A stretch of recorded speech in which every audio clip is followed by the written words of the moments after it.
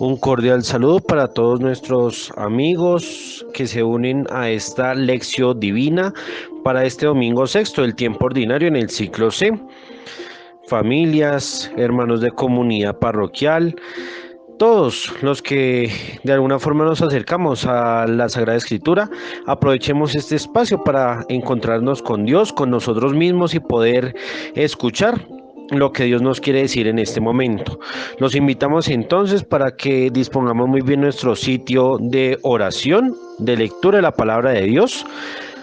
Estemos tranquilos en un lugar y ambiente relajados. Dejemos que la palabra de Dios también entre en nuestro corazón, preparando todo nuestro exterior. De esta forma podremos acceder más fácil a la palabra del Señor. Los invitamos entonces para que nos reunamos en el nombre del Padre, del Hijo y del Espíritu Santo. Amén. Ven, Espíritu Santo, llena los corazones de tus fieles y enciende en ellos el fuego de tu amor. Envía, Señor, tu Espíritu y todas las cosas serán creadas y renovarás la faz de la tierra. Amén. Para este domingo sexto, tomaremos el Evangelio según San Lucas capítulo 6, versículo 17 y luego tomaremos los versículos 20 al 26. Lucas 6, capítulo 6, versículos 17 y del 20 al 26. Damos inicio a esta lección divina con el primer paso, que es la lectura. Jesús bajó con ellos y se detuvo en un paraje llano. Había allí un gran número de discípulos suyos y una gran muchedumbre del pueblo, de toda Judea, de Jerusalén y de la región costera de Tiro y Sidón. Y él, alzando los ojos hacia sus discípulos, decía: Bienaventurados los pobres, porque vuestro es el reino de Dios. Bienaventurados los que tenéis hambre ahora, porque seréis saciados. Bienaventurados los que lloráis ahora, porque reiréis. Bienaventurados seréis cuando los hombres os odien, cuando os expulsen, os injurien y proscriban vuestro nombre como malo por causa del Hijo del Hombre. Alegraos ese día y saltad de gozo, que vuestra recompensa será grande en el cielo, pues de este modo trataban sus padres a los profetas. Pero ay de vosotros los ricos, porque habéis recibido vuestro consuelo. Ay de vosotros los que ahora estáis hartos, porque tendréis hambre. Ay de los que reís ahora, porque tendréis aflicción y llanto. Ay cuando todos los hombres hablen bien de vosotros, pues de ese modo trataban sus padres a los falsos profetas. Continuamos con el segundo paso, que es la meditación. Para ello tomaremos 4 ejes importantes: el llano, la bienaventuranza, el gozo y los ayes. En primer lugar, detengámonos en el llano. Hemos pasado rápidamente del evangelio anterior, que era el capítulo 5, cuando nosotros miramos el texto de la pesca milagrosa, de los 4 primeros discípulos. Miramos el capítulo 5 del 1 al 11. Digamos que pasamos al sexto capítulo. ¿Qué nos saltamos? La curación del leproso, la curación del paralítico, el llamado de Mateo, de Leví, y la comida con los pecadores. También nos hemos saltado la discusión que tuvo Jesús sobre el ayuno, las espigas arrancadas en sábado y la curación del hombre con la mano seca. También el texto que nos precede, que no leemos, es la elección de los 12 apóstoles. ¿Por qué no las tomamos o por qué no las consideramos? Porque son textos que la liturgia ya ha presentado en los otros ciclos, en el ciclo A o en el ciclo B, es decir, el Evangelio de Mateo o el Evangelio de Marcos ya nos han traído estas escenas. Entonces la liturgia hace el salto para mirar qué es lo propio de Lucas, qué es lo que nos ofrece Lucas. Entonces tenemos que entender acá que ya Jesús ha hecho un camino, ya ha hecho una predicación, ya ha hecho unos signos con los cuales ha manifestado pues su condición como hijo de Dios. Después de todo ese trasegar, él elige a los 12 apóstoles. Él sube al monte, se pasó toda la noche haciendo oración y los llamó a ellos.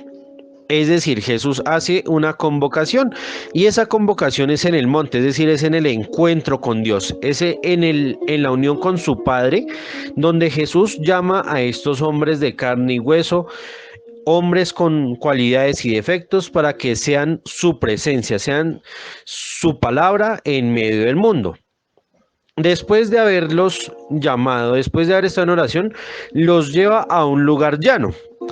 ¿Por qué el llano? Recuerden ustedes que Juan Bautista estaba llamado a preparar el camino del Señor, a enderezar y a volver llano todos sus senderos. Jesús ha logrado terminar esta misión con todos los signos que ha presentado.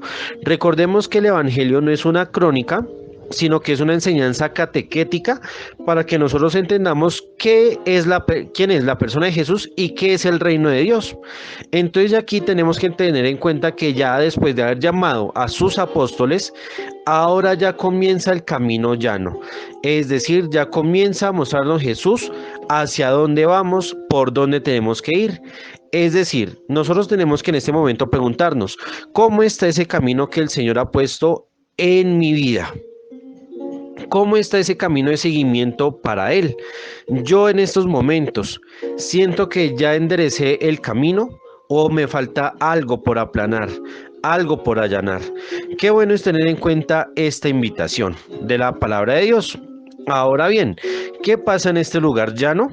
Que hay una gran muchedumbre de 4 pueblos. El número 4 es el símbolo de la tierra, de los 4 puntos cardinales. Hay gente de Judea, de Jerusalén, de Tiro y Sidón. Es decir, aquí 2 pueblos pertenecen al pueblo de Dios y 2 pueblos que son del pueblo pagano, del pueblo gentil. ¿Qué nos dice este evangelio entonces? Que con Jesús se derrumban todas las barreras. El llano no es solamente el camino ya donde yo ya hago un seguimiento del Señor, sino que ya en este camino no hay límites, no hay barreras, no hay fronteras. Ahora todos somos acogidos por la palabra del Señor. Entonces este nuevo pueblo nos invita justamente a la unidad. ¿En tu corazón hay barreras?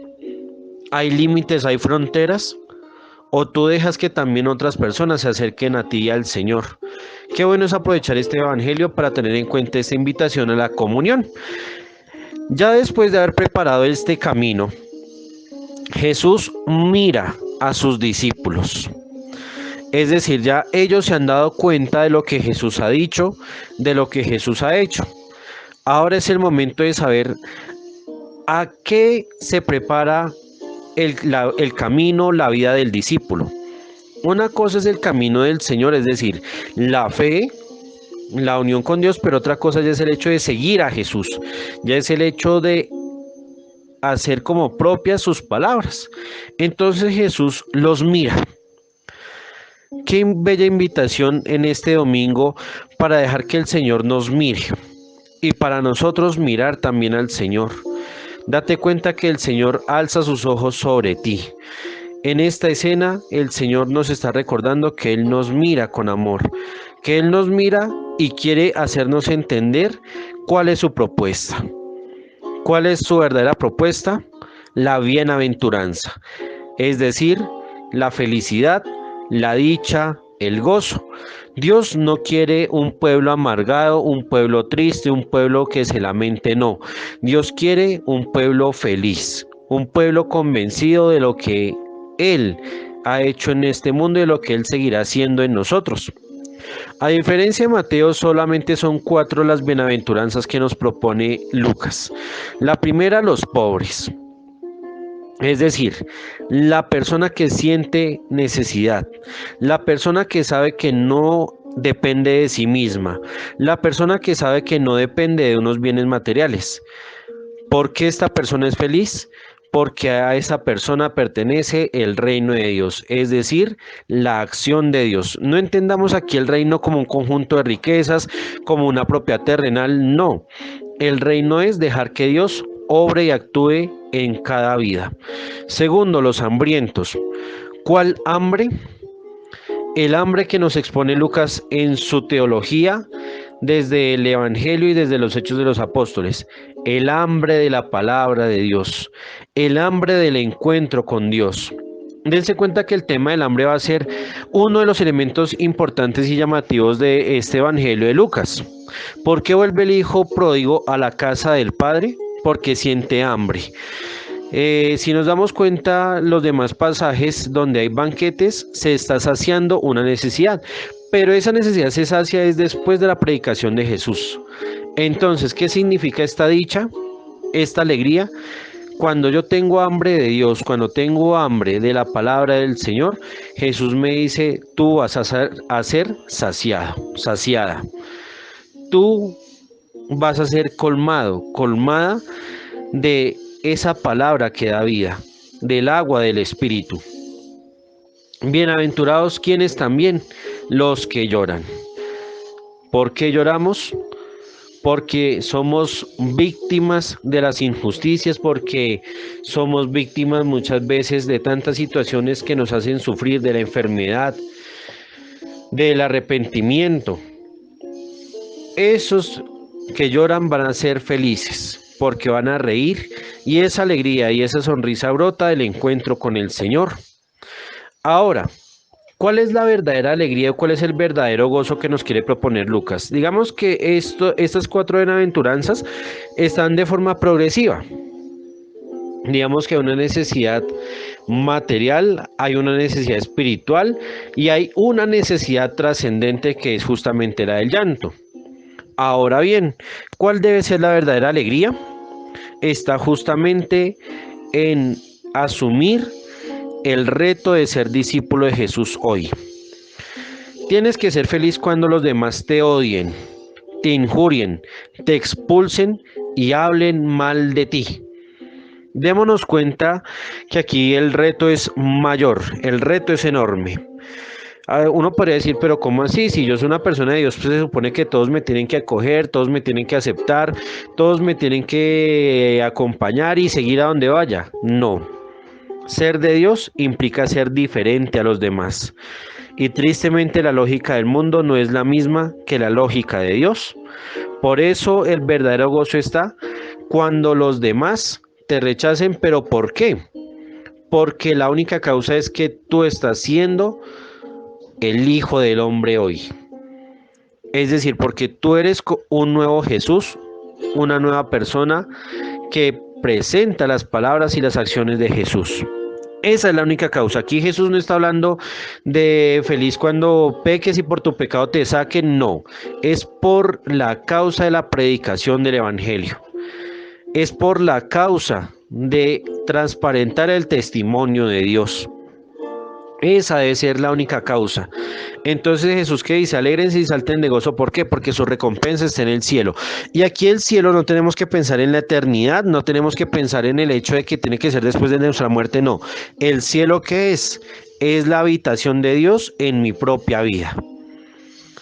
Qué bonito es sentir esa experiencia del cielo, del paraíso acá en la tierra, con la persona que amamos, con la persona que acompañamos, en el lugar donde trabajamos, en el lugar donde estudiamos, en el lugar donde vivimos, en el lugar donde predicamos, en el lugar donde celebramos nuestra fe. Qué bueno es hacer de nuestra vida ese cielo, esa presencia del Señor.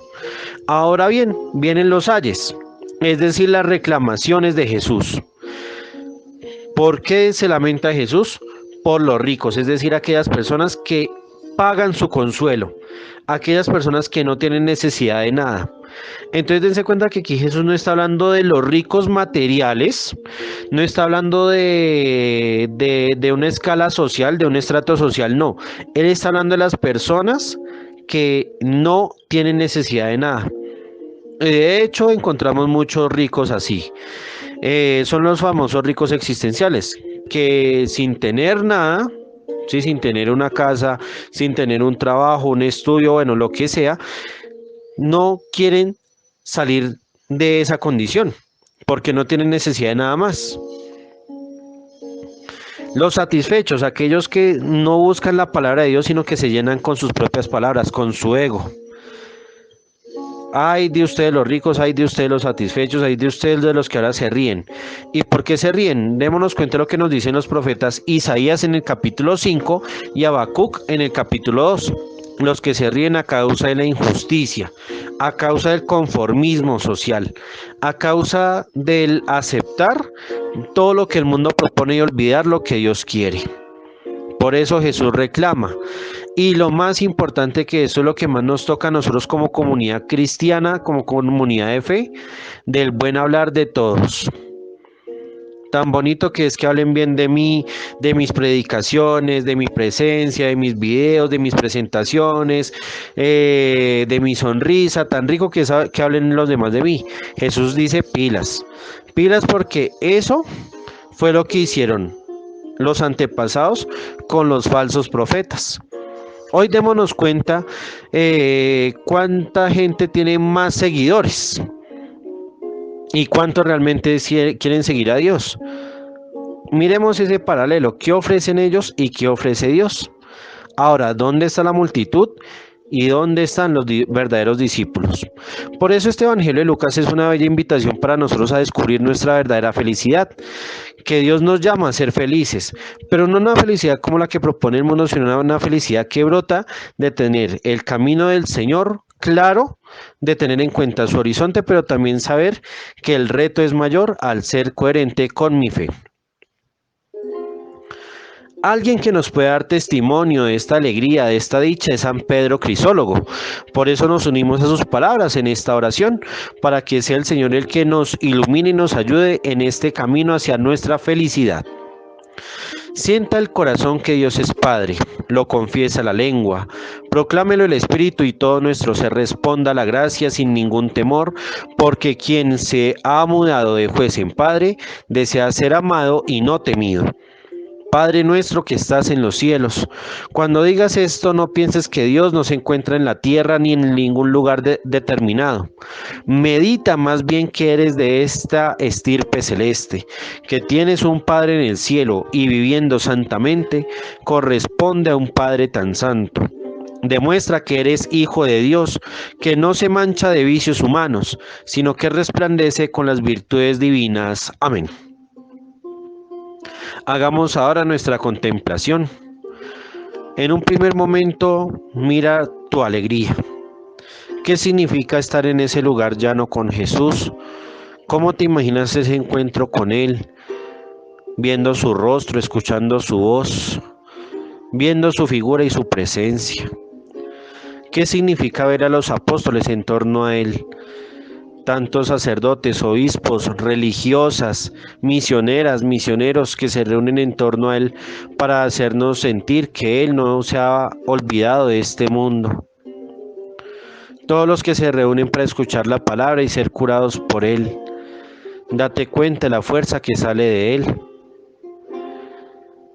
Teniendo en cuenta este Evangelio, mira la enseñanza que nos propone Lucas. Tú estás llamado a ser feliz. Todos tenemos una vocación que es a la felicidad, al gozo, a la plenitud humana. ¿Cuál es la causa de mi felicidad? ¿Es Dios o es el mundo? ¿Es su palabra o son los bienes materiales?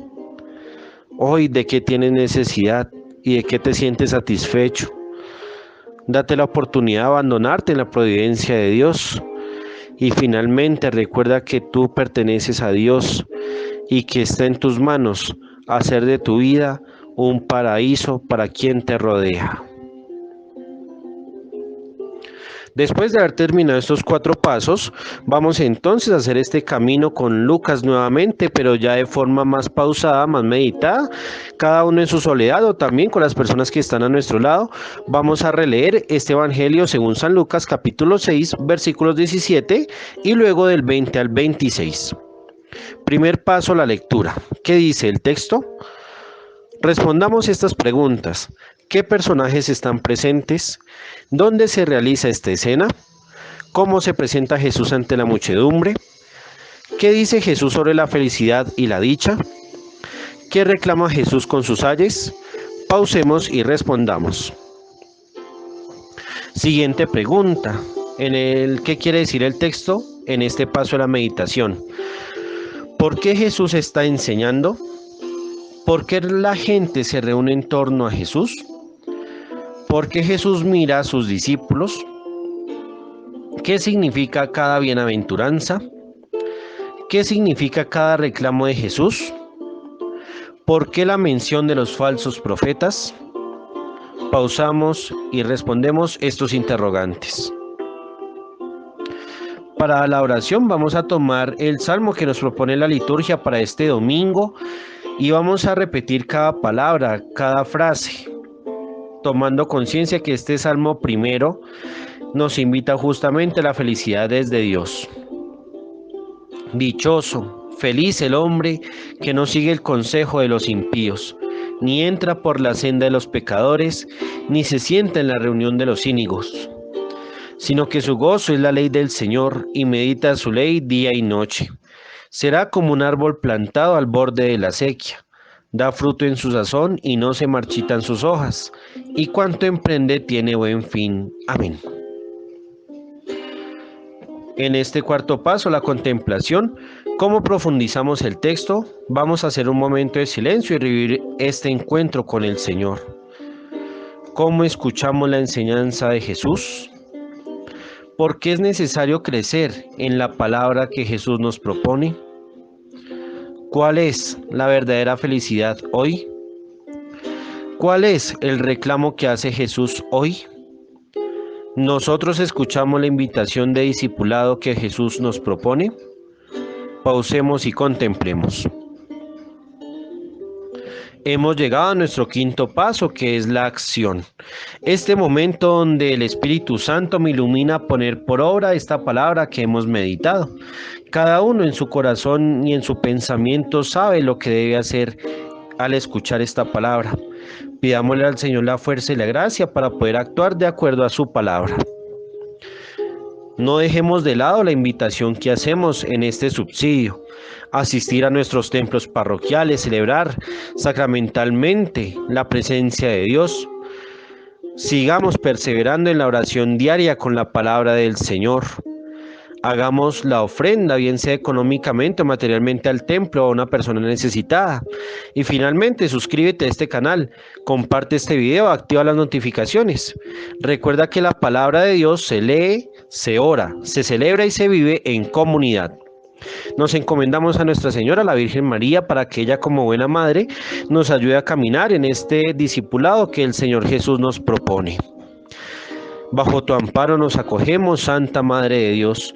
No exprese las oraciones que te dirigimos en nuestras necesidades. Antes bien, líbranos de todo mal y peligro, oh Virgen gloriosa y bendita. Amén. Que el Señor misericordioso nos bendiga, nos guarde de todo mal y nos lleve a la vida eterna, en el nombre del Padre, del Hijo y del Espíritu Santo. Amén. Que el Señor Jesús bendiga cada una de nuestras actividades, nuestros hogares y nuestros seres queridos. Una feliz jornada para todos y bendiciones en el Señor.